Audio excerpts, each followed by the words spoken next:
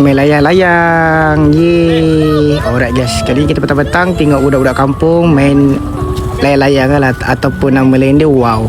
Let's go. Tiba-tiba pula ramai petang ni main wow kat sini. Kita pun santai lah. So kita sekarang ada dekat kampung. Dia orang main wow kan? Macam jenis wow dia.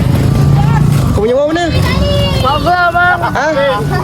Aduh. Kau punya wow mana? Ada? Kau punya ada? Ha? Habis. Okey.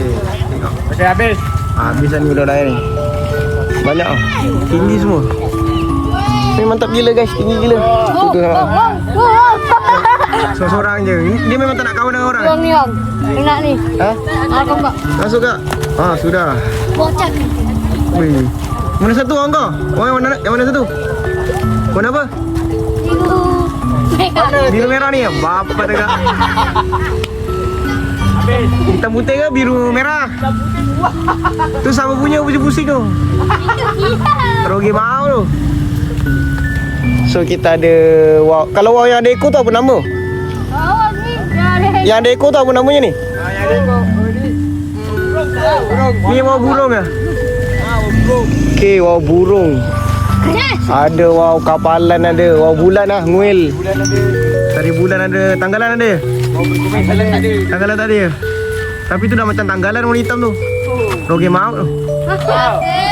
Oh, dia hujan. Kantoi. Kantoi. Zoom. So macam inilah petang-petang. Budak kampung isi masa lapangan main wow. Nak main futsal dah tak ramai sangat main futsal. Tengok ni mana ada. Tengok dia nak try macam mana main wow.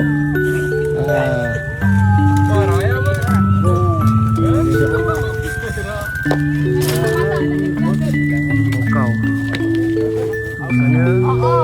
Sana ada berapa ni? 1, 2, 3, 4, 5, 6. Ada 6 lah semua. Mana? Ni dah glow up. Dah glow up eh? Yang ni asal tak terbang ni? Ini tak malas nak main. Aduh, malas nak main. Angin ni kurang. Dekat atas okey angin dah? Okey. Oh. Siapa bunyi tu? Habis lah. Aduh, hidup balik pula. Lama jadi. Alright. Sana tenang. Ini solo ke mana ni? Tak kenal. Ini TikToker lah. Konten gila TikToker ni. Ni TikToker ni, konten juga ni. Mana? Dia lari jauh.